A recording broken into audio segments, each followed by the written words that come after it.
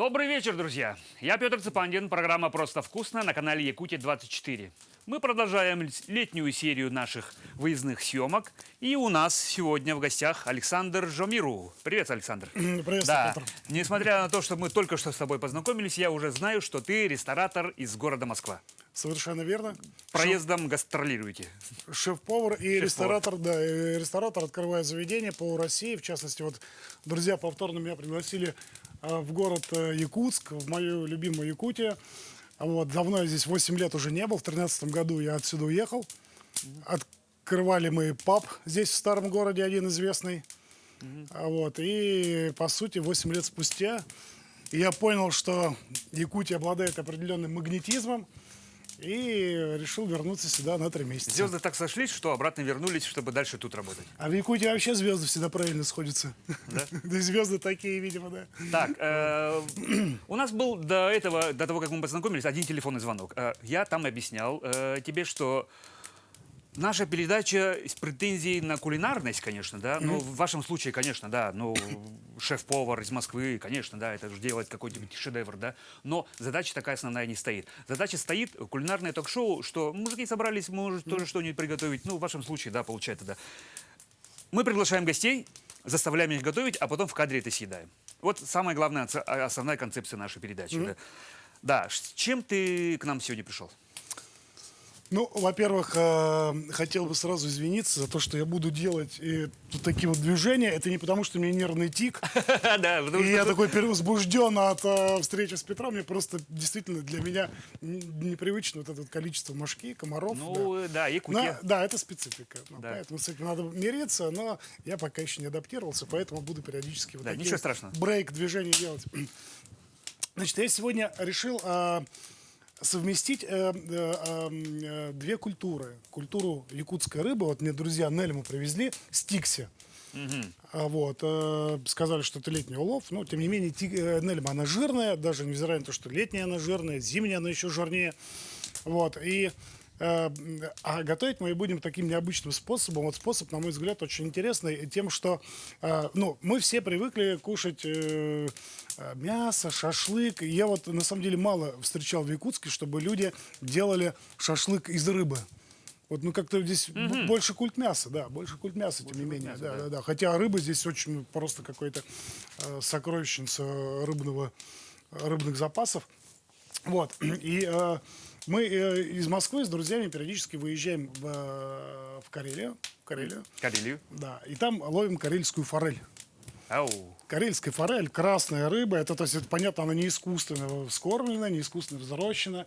Она ест то, что она хочет есть, а не то, что ей дают, люди там сыпят из баков.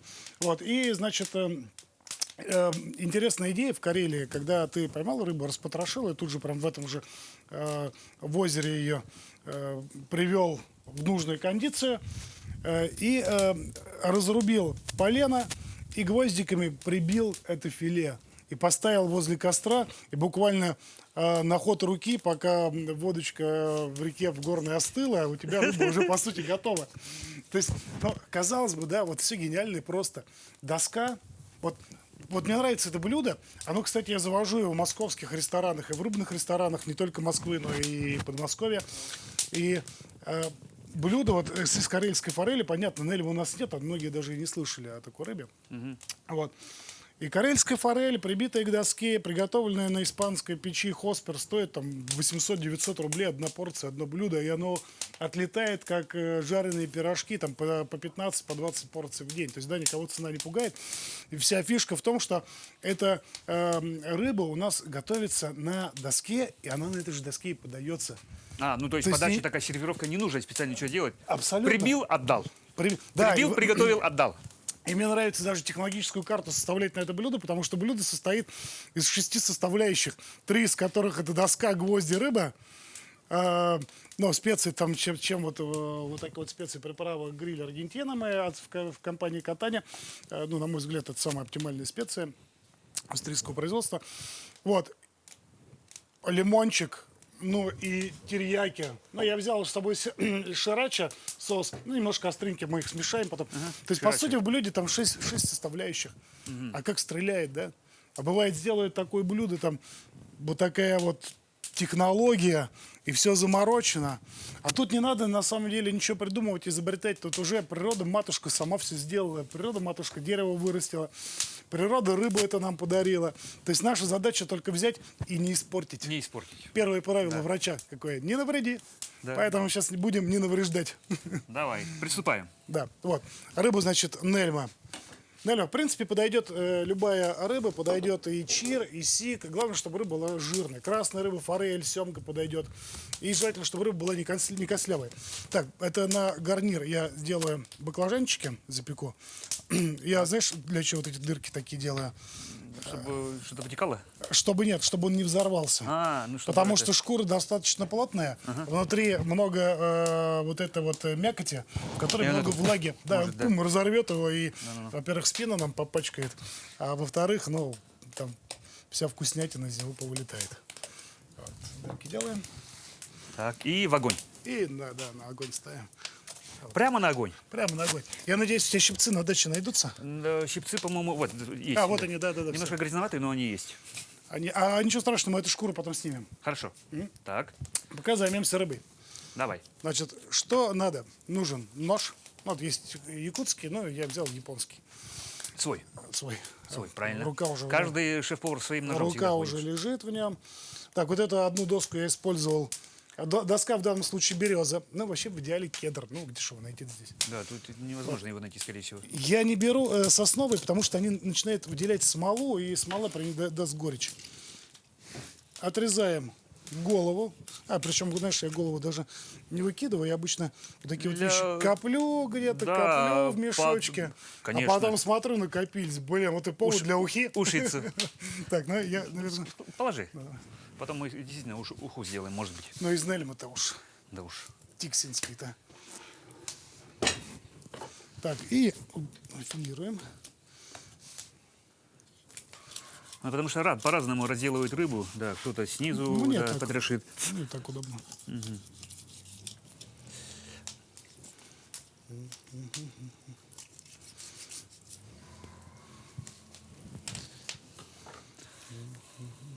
О, белые, жирные.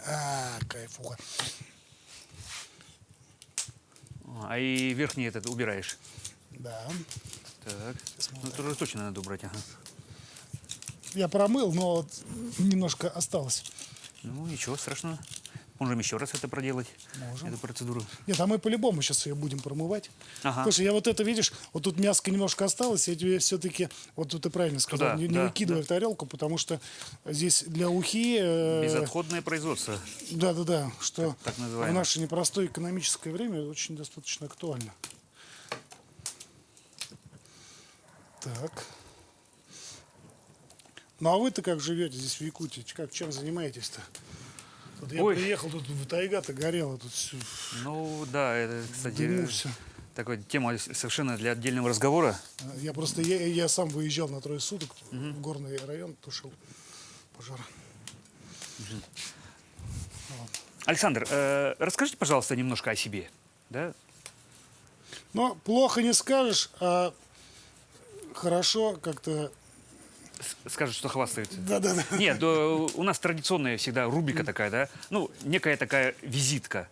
Откуда вы родом, как пришли, к чему, тем, что сейчас занимаетесь, да? Каким образом? Это всегда интересно людям, да? Да. Да, вы шеф-повар, Да. вы ресторатор, да. Ну, каким образом к этому приходят вообще? Интересно. У нас Слушайте, я не буду рассказывать байку о том, что я с самого детства помогал бабушке, это у всех. Да, там и все время начинается. нравилось Да, готовить. всем нравится готовить. Свои там первые блины я испек в 3-летнем возрасте, когда еще говорить там не мог. Вот. Ну, как все пришло случайно, Как часто в жизни бывает. как и все, да. Как вот встало мне сколько, это был 94 год. Времена великих перемен Да. в новой стране. Страна меняется, новая страна. Вообще непонятно, что будет дальше. Да. Ну и что? Власть приходит и уходит, а кушать хочется всегда. Вот. И я понял, что друг мне позвонил и говорит: слушай, говорит, у нас там на Арбате, спортбар, на Новом Арбате. На Новом Арбате заведение до сих пор работает, спортбар называется, там сейчас Якитория уже сделали. Вот, Спортбар, это где метелица была, по-моему, да? на обратно на другой, через дорогу. Ага. Вот. И там, где магазин «Мелодия», вот эти вот башни стоят. Ну и, по сути, тогда были модные эти СП, совместные предприятия. Вот. И там совместное предприятие было с американцами. Шеф-повар у меня был Лиам, как сейчас помню. Вот. И он меня поставил, ну, как новичка, вообще человека без практики, без опыта, поставил меня лепить бургеры. И что-то я там такие показатели давал хорошие. Не помню, сколько-то сколько-то 40 штук в день. Вот. Ну и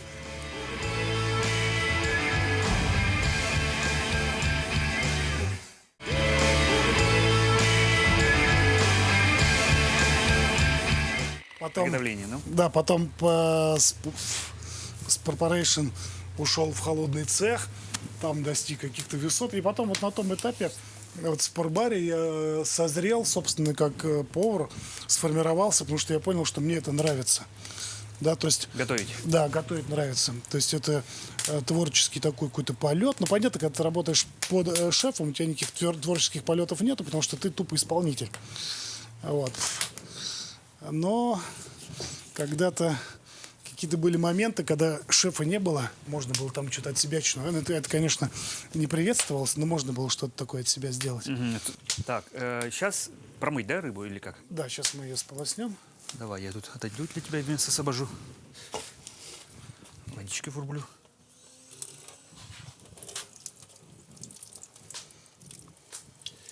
Вот, и поработав там. А тогда же в то время, в 90-е годы, всякие заведения открывались, закрывались, как грибы. То есть, ну что, ну, мы же понимаем, кто открывал там. Ну, братки там сейчас. Да. Вот, и нанимали иностранных шеф-поваров, потому что своей школы не было. Еще наших-то поваров как таковых не было. Нашей кухни толком не было. Вообще никто не понимал в этом бизнесе ничего. А как же знаменитые кулинарные техникумы, как хазановские? Вы знаете, я их не заканчивал, и на самом деле, не скрывая, несказанно этому рад, потому что я вижу студентов, которые до сих пор учатся по тем программам, то есть, ну, 3 потерянных года. То есть я считаю, что лучше просто пойти... Попрактиковаться. Да, совершенно верно. Устроиться на практику. Ко мне можно устроиться на практику. Помощником. Да, помощником повара, вот, а не шеф-повара. Вот. И, по сути, ты гораздо больше для себя откроешь и черпнешь. И, по крайней мере, почему я так говорю? Потому что я сам иногда приезжаю в какие-то города и понимаю, что какой дефицит поваров. Поваров вообще нету. То есть, а теперь после пандемии многие поняли, что это такой незащищенный сегмент. Да, казалось бы, то есть мне казалось всегда, что моя профессия, она просто неизыблема, да, непотопляема, потому что, Ну, то есть люди кушают всегда, ну и почему бы и нет? власть да, типа? приходит и уходит, а кушать хочется всегда, да. Но вот пандемия, на самом деле, поставила в позу, ну, в определенную, понятную нам позу, вот, ресторанный бизнес, и многих просто, ну, по-русски говоря, Подкосило. подкосил, кинули просто людей. 25 марта объявили локдаун для ресторанов прошлого года. И что случилось? У людей, в основном молодежь же работает, ипотеки, кредиты. Просто ресторатор закрыли дверь рестораторов, сказали: ребята, мы вам заплатим, когда какие-то субсидии от государства получим. Что-то. И не дождались ничего. Никто ничего. Ну, там редкие заведения заплатили. Я не буду про всех говорить плохо. Кто-то заплатил. Но, наверное, не ошибусь, если скажу, что большая часть людей, сотрудников ресторанов, ушло все-таки на эти локдауны, на эти каникулы вынужденные, ушло без оплаты. Ну и, соответственно, представляете, да? Без содержания, Без да. содержания, да. И люди оставили. И поэтому не будем углубляться в политику. Вот. И, по сути, люди просто остались без средств существования. Незащищенные. Незащищенные, да. И поэтому поняли, что ну и нафиг эта профессия. Кто-то на завод устроился, кто-то перепрофилировался, там, ну, куда он мог уйти, да. И теперь такой дефицит. Раньше был профицит сотрудников, сейчас дефицит. Если нету, люди не идут сейчас. И поэтому в города приезжаешь, идешь к какому-нибудь, я сразу иду к ректору какого-нибудь кулинарного техникума и говорю: выделите мне, пожалуйста, 5-6 самых ваших одаренных учеников. Какой Готов трудоустроить. Да, и готов взять их на практику. И люди, я действительно вижу этих людей, у которых горят глаза. Они приходят на кухню, блин, им нравится, все интересно, они записывают, они фотографируют, у них глаза горят. Они приходят на работу за час до начала рабочего дня. Вот. Я им там выбиваю какую-то заработную плату, чтобы у людей была такая серьезная мотивация. А по сути, а те, кто учится в этих училищах, я приходил, читал лекции, у них они вообще не понимают, где они находятся. Они то... Мне понравилось, кстати, в Якутске такой был вариант, когда я работал в том пабе. Можно? Давай, выберем. И Вкуснистый. мне понравилось, что...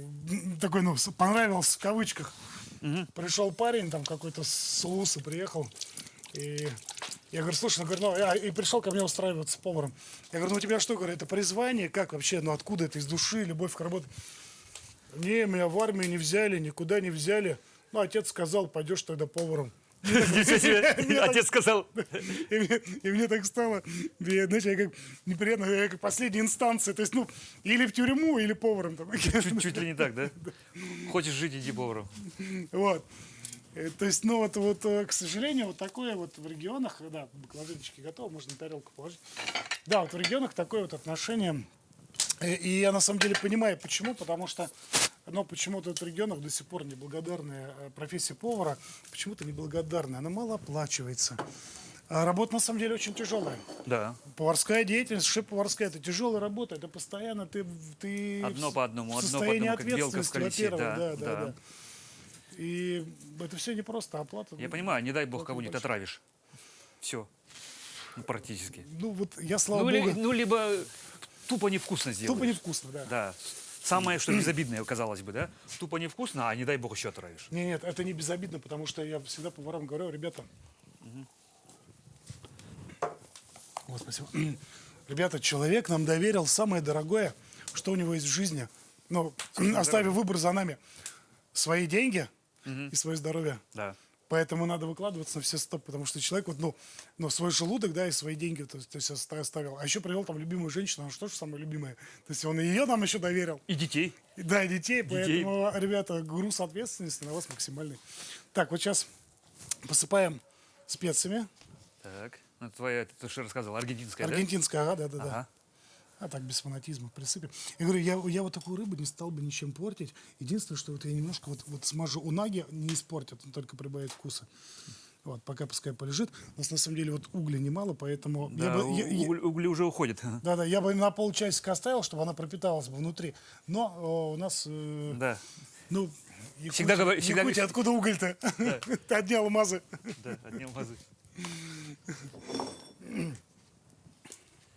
Ко мне на днях приезжал друг из Германии, мой друг детства, 25 лет уже живет город Висбаден, вот, и сына привозил. Сюда, в Якутию? Показать, да, ему Ух ты. Якутию. Надо же. И такой сложный маршрут, они из-за пожаров еще из-за дыма 2 суток в Новосибирске просидели, то есть досталось им нормально. Вот. Но то, что они немного слово широче. Ширачка, да. Но то, что... Астрину достаточно. Астринка добавь. Но то, что они увидели, это просто было феноменально. У них просто открылись рты от венских столбов. Дай перчаточку, можно? Давай. Да, то, что вот и с погодой очень повезло. То есть уже дым закончился, и дожди не начались. То есть, А вот совсем недавно, да, да вот получается? он 2 дня назад и проводил, сейчас они поехали дальше на Байкал. О, тоже из красоты в красоту. Недели на Байкале. Но это, как мы правильно заметили, говорю, Илья его зовут. Это, говорю, это твой... У сына это первый раз, а у тебя последний. Ну, такая поездка по России. Так, ребят, значит, я попрошу тебя, можешь вот сбить все к центру. Мы с тобой одну доску поставим так, а вторую вот так вот. Мы ее вот так краем ставим. Совершенно Боком. верно. Да, на попа. То есть мы делаем посерединке все, да? Да. И, соответственно, уголь у нас должен быть... Так, пробуем.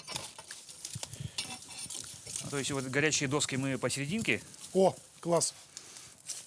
В общем, у нас получается якутская рыба на карельский манер. То есть, представляешь, это По карельскому рецепту. 2 точки России, да? Западная и восточная. И мы взяли их и совместили как-то. Карелия, да. На самом деле, мне почему этот способ нравится? Потому что он доступный, простой и интересный. Я все правильно сделал? Глянь. Отлично. Так. Вот эти косточки, конечно, я бы удалил бы их, но Ну, пусть остаются, ничего страшного. я бы мог бы, видишь, я бы филешки привез, но было бы не совсем интересно бы. Да, ну зато показал, как разделка и все такое, да? Да, да. Так, один варик. Так, и второй готовишь.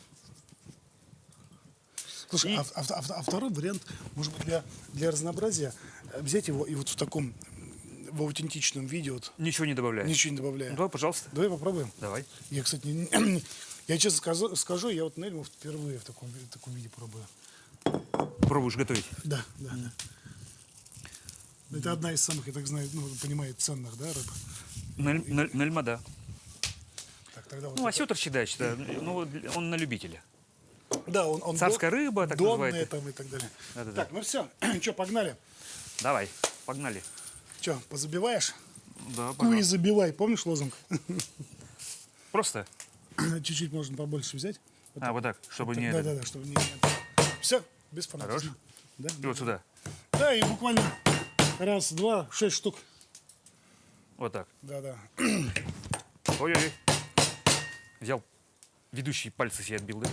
Все. Можно не сильно. Ага. Да, она же никуда 2 раза стуканула, она никуда не делится. А, вот так. Я понял. Ага.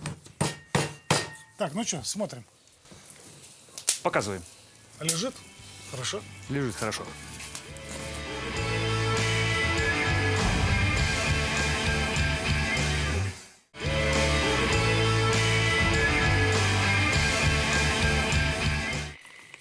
Показываем.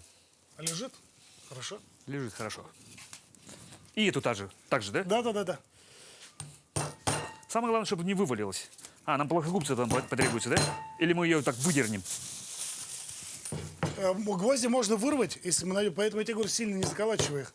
Потом уже самим вытаскивать. Так.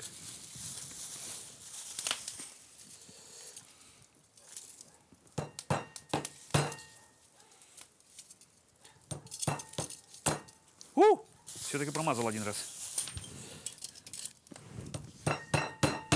Стоял, думал, как бы не опозориться, все-таки это произошло. Немножко мимо ударил. Ну ничего. Мимо рыбы. Мимо гвоздя. Мимо гвоздя. А, ну это задумка же такая была. Ты же мне говорил в начале передачи, что будет такой момент, когда ты мимо гвоздя ударишь. Так, осторожно. Может, тебе перчатки такие дать? Или нет? Не надо. У настоящего шефа руки, как у терминатора. Должны быть, да? Ну вот как-то так. Настоящий столевар мешает борщ голыми руками. А вот так, да? Потому что действительно удобно. Доски всегда есть. Да. Э, Тем более на природе. Тем более на природе 6 гвоздей ты всегда найдешь. Молоток вот у тебя уже под рукой. Ну, угли надо, да, подготовить, получается. Это максимум, что тебе надо. Так, что мы делаем? Давай-ка мы с тобой почистим баклажаны. Ты полномочен мне помогать или? Да, в силу своих способностей я Силу могу, своих, что всё. скажешь, так я и делать буду. Смотри. Вот что Почистить, мы да? делаем. Да, да, да. Давай по одной Только, возьмем. только осторожно, ради бога, не обожгись, потому что он внутри еще как бы такой, ну, Да, скорее всего, будет горячий. горячий. Ага. А шкурку убираем просто, и все. А ее можно выкинуть, да. Ну да, да. Кидай мне, а я вот тут буду его рубить, и мы сейчас сделаем с тобой и икру из баклажан. Так, икра заморская баклажанная, да? Точно. Ай-яй-яй. Ничего, действительно. И вот смотри, я тебе посоветую вот иметь такую вот чурочку одну, чтобы она, ты как бы и регулируешь. Ага. Много пламени. Так, убрал, да? Вот знаешь еще какой момент? Вот эту доску, часа на 2 перед тем, как готовить, а лучше на 3 положить в воду. Воду. Ну чтобы она впитала и не горела. Да, А сейчас совершенно. она сухая, Она сейчас ну и будет, горит. будет гореть, да. Поэтому вот такой маленький косячок, поэтому я попрошу водички, чтобы немножко ее залить. Давай. А так на 3 часа я в воде просто вымочил, можно каким-то прессом еще сверху накрыть, чтобы она не поднималась. В речку до камня придавил, да, и лежит, да? Что? В речку, говорю, до камня придавил, да, она и лежит. Конечно.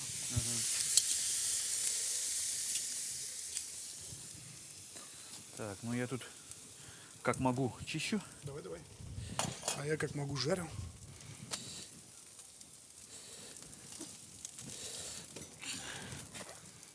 Все-таки там, да, глаз да глаз, да? Ну, Глаз да глаз. это ж как за шашлыком. Ты знаешь, в каких случаях шашлык сгорает? Когда, Когда ушел. когда толпа народу приезжает и говорит, кто за шашлыком смотреть будет? Да все посмотрим. Да. 100 пудов сгорит. Потому что все А потом ищет виноватого. да, друг на друга понадеялись. Этот в это время наливал, тот там арбуз резал там или что-то. Поэтому должен быть всегда ответственный. Предыдущий как раз гость как раз вот шашлык готовил. Именно вот этот истину говорил. Глаз да глаз. 1 минута, и можно испортить продукт. Это точно. Оп. Пойдет так, Александр? Ого, чуть-чуть. Полили, ничего. Видишь, но мы не до конца соблюли,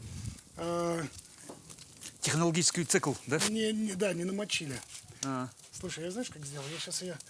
Это абсолютно не критично, это нормально, это ничего страшного нет. В этом нет. то, что сгорело, ничего страшного. Но она не сгорела, сгорела доска. Сгорает, а там тоже, смотри. И та доска начинает. Этот момент не учли. Так. Слушай, все-таки же А вот отличный жар, и огня нет, и прожаривается. организация ресторана и шеф-повар, это, ну, немножко другое же, да? Управляющий и шеф-повар. Это все в одной упряжке идет. Упряжки. Это Ну, всего- то есть, я так полагаю, ты же и тем занимаешься. То есть ты умеешь готовить, и еще умеешь, ну, то есть технологические карты все составлять. Да, конечно. Да, конечно. то есть ты можешь Я знаю управлять. все циклы, знаю. От рекламы, ну, то есть, как бы прошел уже все, тем более открывал 2 своих заведения успешных. Вот. Знаю, то есть, ну, все циклы, сервис, реклама, экономические составляющие заведения. То есть шеф-повар – это не тот человек, который просто тупо берет и готовит. Да, ну то есть себестоимости продуктов и как бы продавать это, да? Да. Это экономическая составляющая, Ну. это так называемый маркетинг, это ценообразование, это как составлять меню правильно, как гостям правильно предлагать. То есть мне нравится, я выхожу в зал к гостям, общаюсь с гостями, А я помню. рассказываю, да. Я потому что по твоим рассказам вспомнил, что в «Дикой утке» мы встречались, оказывается, лет 8 назад. Мгм. Стейки были вообще изумительные, рибаи. Да, были. Вот, это общение с гостями, это обучение поваров, это обучение официантов, ну, мастер-классы, да, проведение направленные на увеличение продаж, на увеличение среднего чека. Это работает поиск новых поставщиков, новые продукты. Там, это целый мир. Это целый мир, в котором вообще невозможно найти каких-то границ, он безграничен. А все-таки всегда же считается, что сердце ресторана – это кухня, да? Но для тебя что, пожалуй, самое главное в ресторане? Это кухня. Кухня? Да. Это сервис. Но вообще, я считаю, что есть 4 точки, основополагающие в ресторане. Именно ресторан. Мы не берем клуб, да, в клубе там, ну, там на другом люди зарабатывают. Ага, да, вот сюда пока положим. Да, мы не берем клуб, мы берем именно ресторан. Где люди приходят просто покушать? Ресторацию, да. Не ресторан на 300 посадок, я вообще не понимаю таких заведений, там на 200 даже посадок. В моем понимании, это посадок 50 самое оптимальное. Это называется ресторан, ресторация. Это где ты каждому гостю можешь уделить время, где ты с каждым гостем можешь пообщаться, где гости знают тебя, где ты каждому можешь уделить внимание и, там, не знаю, пригласить гостей там по телефону позвонить, сказать: ребята, у меня там новые продукты пришли, понимаешь, и гостям это льстит. Но это можно только в заведении не более 50 посадок. Более все, это уже... Какое-то такое домашнее, семейное, Да. местечковое, да? Это такое? да, больше 50 это уже попсятина. Ну, ты так считаешь? Вот, и в ресторане, по сути, 4 основные точки успеха, да, на чем держится фундамент. Это кухня, ну, с ее стабильностью. Это бар, это атмосфера и это обслуживание. Если где-то пошел перекос потом пойдет во всем. Это как, знаешь, колесо, ну, буддийские такие вот есть. Я тоже знаю это, да. Чтобы она где-то чуть-чуть Да, скривилась. если где-то спица вылетела, Тук-тук-тук. Ну да. пойдет такой вот перекос и все. Кухня захромала, соответственно, начнет хромать все. Захромало обслуживание, соответственно, у человека уже пошло пошло негативное отношение. Ах ты, блин, слушай, а береза-то такая. Дай-ка мне воды немного. Так. Березка-то у нас пожароопасная. Горит и горит, да? Ага. А Ну обычно так, не воды- сильно.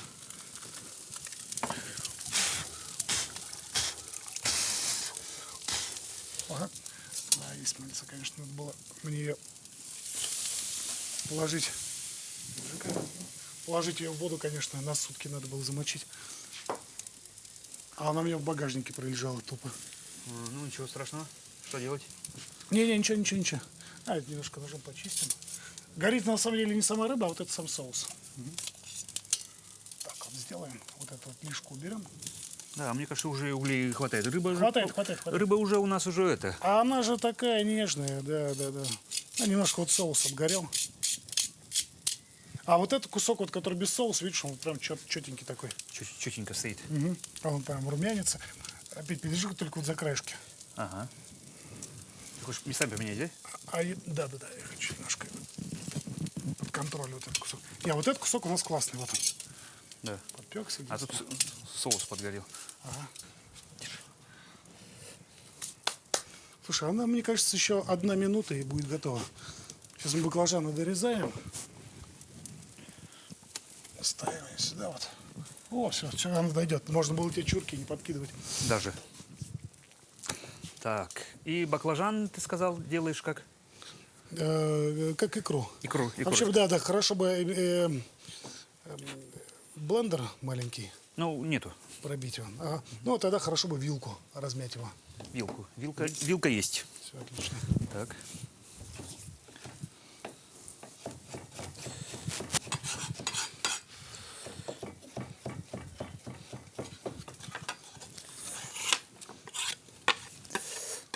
Вот мы сегодня готовим рыбу же, да?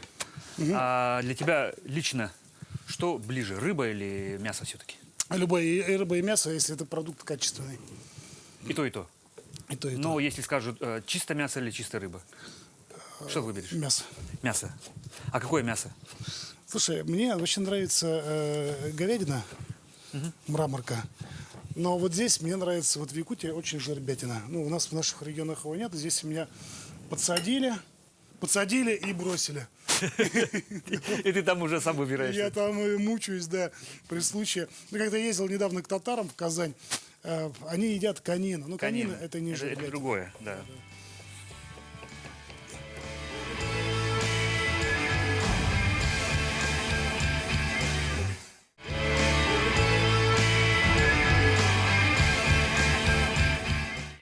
А дичь? Ты знаешь, нельзя сказать, что дичь любишь, потому что Все-таки ее от случая к случаю, да, наверное? да, она Из-за этого. настолько редкий гость на наших столах. На ваших, может быть, а на наших нет. Поэтому сказать, что я прям люблю дичь, ну, если она появилась, я не откажусь. Да, у меня специфический такой привкус есть, да. Вот, я поем. Да, мне же нравится оленина, но прям сказать, что в каждый день я готов ее есть, нет. Вот я беру супчик иногда, делаю себе из оленя, овощной суп. Мне нравится, вкусно. А охотник ты? Нет, я Рыбак. Нет, я пробовал. Нет, рыбак еще куда не шло, да. Пробовал и охотиться. Меня в Якутии ребята брали на охоту. А я стрельнул там на рассвете в утку. А она стала подранком. Вот. Ну, в общем, я подошел, он там что-то крылом бьет. Вот. Ну, парень местный, саха подходит, так, даже не думаю, прикладом, бум. Что ты смотришь, все. Чё? Она мне неделю снилась. Это вот. Все-таки я предполагаю, что животные, они приходят в лотках в каких-то, уже в виде тушек замороженных, там, кусков мяса уже. Уже в виде пищи. Да, да, в виде полуфабрикатов каких-то, да. У тебя масла нет немного? Растительное? Растилки? Да, есть. Ага. Что есть, то есть. Туда добавить хочешь? Держи. Немного я опечалился, то, что у нас вот подгорела доска, но с другой стороны, первый раз же мы Ну да, кто делаем планировал, да? в Якутии, да, это блюдо. Не, ну мы главное, я всем хочу сказать, что тут минимальная работа над ошибками. есть не надо этого бояться, просто доску надо положить на 3 часа в воду, вот и все. И вот это такой, Такого эксцесса не было бы. Ну, такой маленькой беды, да, ее бы не было. баклажанная икра у нас готова. Ты ее приправил, по-моему, маслом и соль добавил. А это запеченные баклажаны. Ну, все, ну, ты видел, да, как я их кинул на И угли, все, они полежали, и все. обжарил, ну, покрутил их несколько раз. Вот. Чеснок, растительное масло. В идеале масло нерафинированное должно быть, которое Ну, пахучее. пахучее, Пахучее, да. Вообще бомба будет. Там. Советская, которая в 3-литровых раньше продавалась. В стеклянках прямо, я помню. это Наверное, представь. Ага, наверное. ага. Ну, я сейчас покупаю маленькие бутылочки, продаются. Она прям нас очень сильно богатит вкус. Вот. Соль, чеснок, перец, не надо чеснок свой делать. И вот это вот перчик зелененький. Чуть-чуть остренький. Да, обязательно. И вот такая вот масса получилась. Вот. Так. Ну и Оп, стоять. рыбка. Так, ну и виновник нашего торжества. Кстати, базилика даже сюда порублю, будет тоже не лишним. Вот этого. Так, рыба готова. Ребят, повторяюсь, вот такая вот. Не, давай лучше вот покажем. Ту. Да. Вот такая вот. Мы думали, углей будет мало, а оказалось Да, чуть-чуть мы больше. недооценили угли, значимость местного угля. Вот. Я хочу фото сделать. Слушай, и стол мы не испортим, нормально. И еще фишка в том, взял, порезал и на лопаточку положил на тарелку. А если мужской компании, можно с доски сесть, она же горячая будет еще Да, долго. и прямо оттуда. Ну, давай сервировать. Сейчас я все-таки не могу успокоиться, рядом базилик, а я его как-то незаслуженно пропустил.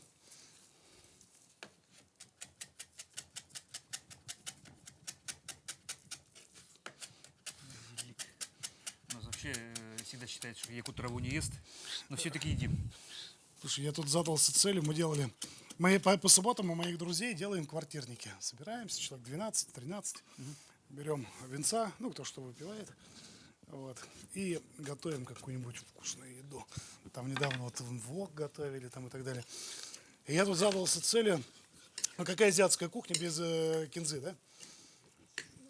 Тут объехали полгорода. Ездили везде, звонили. Но нашли у кого-то просто, ну, у кого-то из друзей на огороде нашли вот так, и да. Говорит, блин, кинзу ищем, ее не можем найти. Я говорю, ребята, у меня пол огорода, это кинзы, говорит, как сорняк растет. Давай вези, там, раз человек охапку привез, радость была. Вот, но по сути, вот на самом деле здоровая, хорошая еда. Рыба и овощи, да, это самое правильное сочетание. Мясо и овощи, рыба и овощи, ну, это еще круче, да. Ну, рыба это легче для организма. Ни в коем случае вот эти вот сочетания картошка с мясом, ну, это вообще Тяжело. Это тяжело. И от этого растет живот. То есть ты посмотрел на мой живот, да? Да, ну посмотрел. Все-таки, кажется, картошку с мясом не кушаешь. Или редко. Бывает. Не без грешка. Ну что, давай пробуем. Давай. Так, сервируй. лопатки нету? Так, тарелку. Лопатка вот такая есть. Лопатка вот такая есть. Не то. Лопаты назвать нельзя. Ну, вот эта лопаточка какая-то. Я знаю. Все, что есть.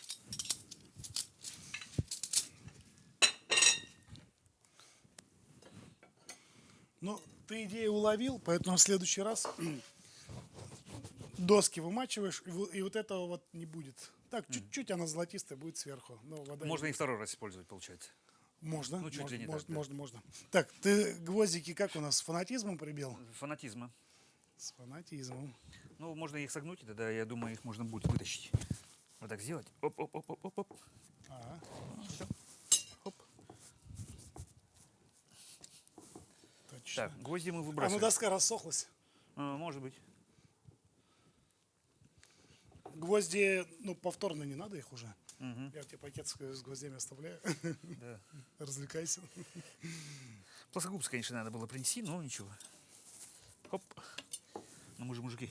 Ну, Как говорится, мы ищем легких путей. Я когда боялся, что рыба уйдет, и так некоторые гвозди довольно-таки сильно прибил. вот смотри, она. Опа. Давайте гарнир положу. Уже. Так, где-то у нас салфеточки были.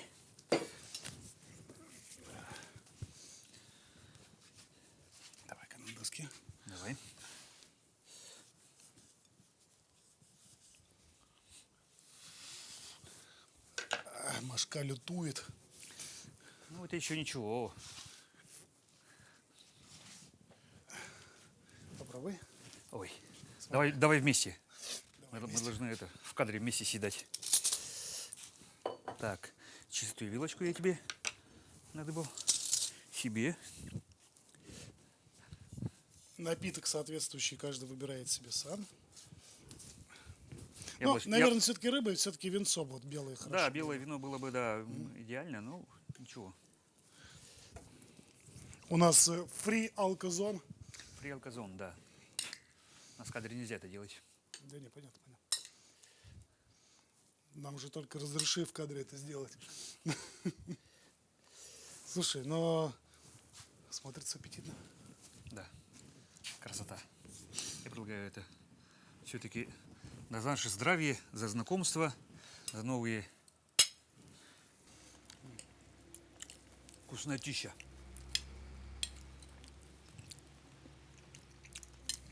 Немного соли.